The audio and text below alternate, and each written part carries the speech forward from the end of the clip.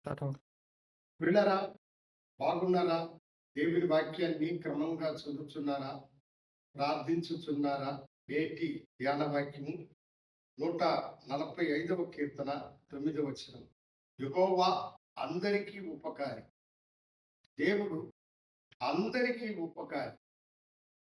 సర్వ సృష్టికర్త అయినటువంటి దేవుడు ఈ భూమి మీద ఉన్న మనుషులందరికీ, సకల జీవరాశులకు, జలచరములకు ఆయన ఉపకారి ఉన్నాడు. అందరినీ ఆయన దీవించువాడు, ఆశీర్వదించువాడు. అడవిలో ఉన్న మృగముల పట్ల ఆయన తన కృపను చూపించుచున్నాడు. తన యందు భయభక్తులు కలిగిన వారి పట్ల ఆయన ఉపకారిగా ఉంటున్నాడు.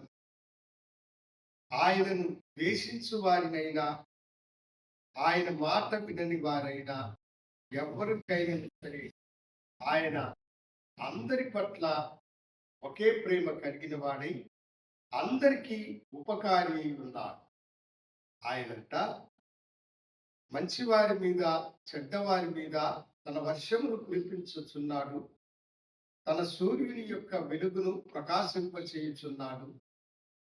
సమతలముగా అన్ని ఋతువులను అందరికీ అనుగ్రహించువాడై ఉన్నాడు.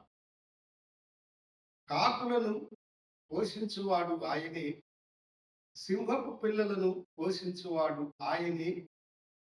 దీనులు, దరిద్రుల పట్ల ఆయన ఉపకారిగా ఉండి వారిని ఆదరించువాడు ఆయనే. ప్రవక్త అయిన ఏలియా ఆయన దృష్టికి ఎంత గనుడో, సారెపత్తులో ఉన్న విధవరాలికి పట్ల కూడా ఆయన ఉపకారి అయి ఉన్నారు. అందుకనే కరువు కాలంలో కాకుల చేత ఏలియాని మాత్రమే పోషించలేదు.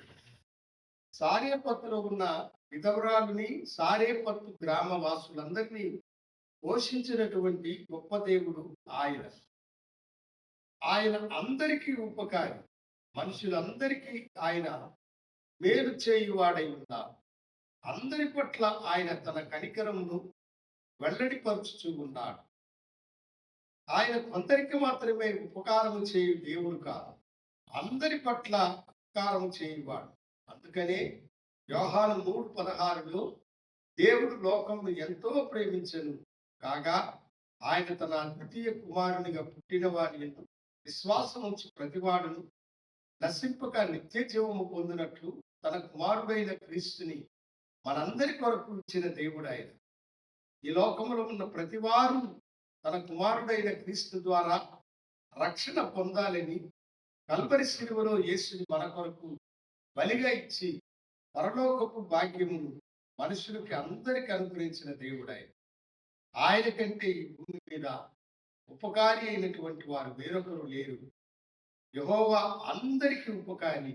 ఆయన నీకు ఉపకారి, నాకు ఉపకారి, మనందరికీ ఉపకారి. ఆ ఉపకారి అయిన దేవుణ్ణి నీ సొంతము చేసుకుంటే ఇంకా నీకు అనేకమైన మేలులను, ఆశీర్వాదములను అనుగ్రహించువాడై ఉన్నాను. ప్రార్థించుకుందాం.